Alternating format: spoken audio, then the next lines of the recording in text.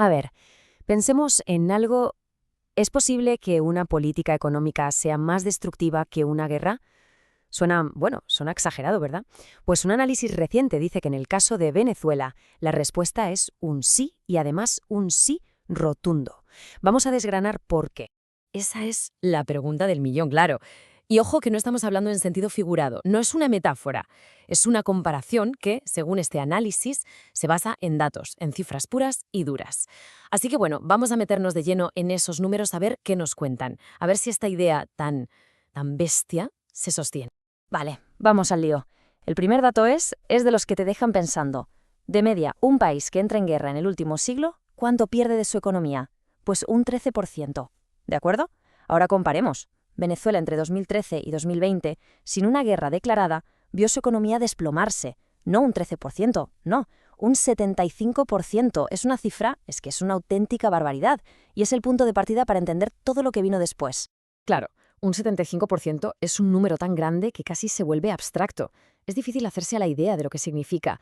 Así que para ponerlo en perspectiva, para entender la magnitud real de la devastación, tenemos que compararlo con otros momentos catastróficos de la historia. Y lo que vamos a ver es que estamos ante un colapso prácticamente sin igual en tiempos de paz. Fijémonos en esto, que es increíble. Pensemos en la Alemania de después de la Segunda Guerra Mundial, un país, literalmente hecho escombros, pues su economía se contrajo un 66%. Parece una cifra insuperable, ¿verdad? Pues la caída de Venezuela, sin que cayera una sola bomba, fue todavía peor, un 75%. Esto ya nos da una idea de la dimensión, de la verdadera escala de este colapso.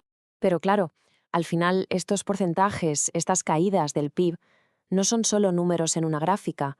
Detrás de ese 75% hay una catástrofe humana, un impacto real, brutal, en la vida de millones de personas, porque un hundimiento económico de este calibre se traduce directa y llanamente en un sufrimiento a una escala inimaginable. Miremos los datos del 2021. La cifra es de verdad para helar la sangre. Un 76% de la población estaba en situación de pobreza extrema. ¿Y esto qué significa en el día a día? Pues significa que más de 3 de cada 4 personas no podían pagar ni siquiera la comida más básica. O sea que incluso gastando todo, absolutamente todo su dinero en comer, no llegaban. Y si ese dato ya es terrible, esperad a ver el de la pobreza general. Casi total, el 94%. Esto dibuja el retrato de un país donde, básicamente quitando a una élite muy pequeña, prácticamente toda la población había sido arrastrada a la pobreza. Claro, con una situación así, ¿qué pasa? Pues que la gente huye. Era inevitable. 8 millones de personas. Para que nos hagamos una idea, es como si toda la población de Suiza o de Austria se fuera de su país. Es uno de los mayores éxodos de la historia reciente, y el motor de todo fue, simple y llanamente, un colapso económico que convirtió la vida allí en algo insostenible. Vale, llegados a este punto, es normal que surja la gran pregunta. ¿Y qué hay de las sanciones? ¿No fue todo esto culpa de las sanciones de Estados Unidos? Es de hecho la explicación que más se oye. Pero el análisis que estamos siguiendo argumenta que si miramos la cronología, si ponemos las fechas en orden, la historia que nos cuentan los hechos es bastante diferente. Vamos a verlo. Esta línea de tiempo es probablemente la clave de todo el argumento. A ver, fijémonos bien. La economía venezolana empieza a caer en picado en 2013. Las primeras sanciones económicas de calado, las que de verdad afectan a la economía, no llegan hasta agosto de 2017. Para ese momento el PIB ya se había hundido un 33%. Y las sanciones más duras, las que iban directas al petróleo, son de enero de 2019. Para entonces la caída ya era del 50%. La mitad de la economía se había esfumado. O sea, la conclusión, según esta cronología, es que la mayor parte del desastre ocurrió antes de que llegaran las sanciones más potentes. Entonces, si las sanciones no explican el inicio ni la mayor parte del colapso, ¿qué fue? ¿Qué provocó esta hecatombe? Pues bien, el análisis que seguimos apunta directamente hacia adentro, a una cadena de decisiones económicas internas que, una tras otra, crearon una espiral destructiva de la que era imposible salir.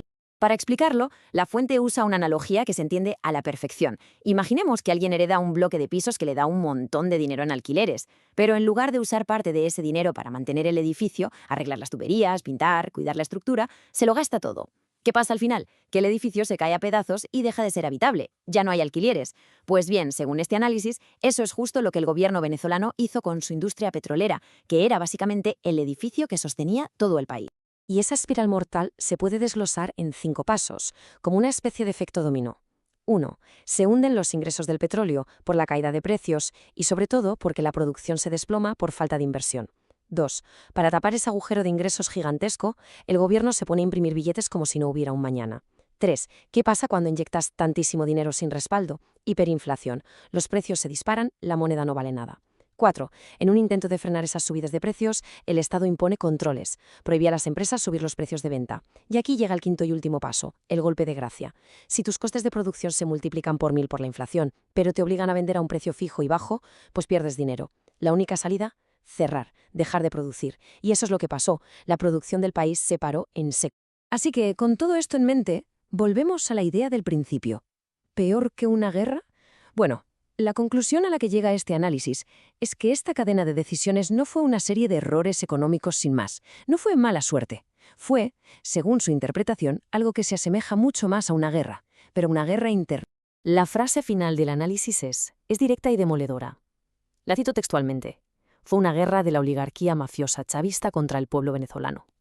O sea, lo que plantea es que el colapso no fue un accidente, sino el resultado de las acciones de una élite que, para mantenerse en el poder, estaba dispuesta a sacrificar la economía del país y el bienestar de su gente. Y todo esto nos deja con una última reflexión, ya no mirando al pasado, sino al futuro. Después de un colapso de esta magnitud, de una destrucción económica que, como hemos visto, supera incluso a la de algunas guerras, ¿por dónde se empieza a reconstruir? ¿Qué hace falta para que una nación pueda levantarse de unas ruinas así?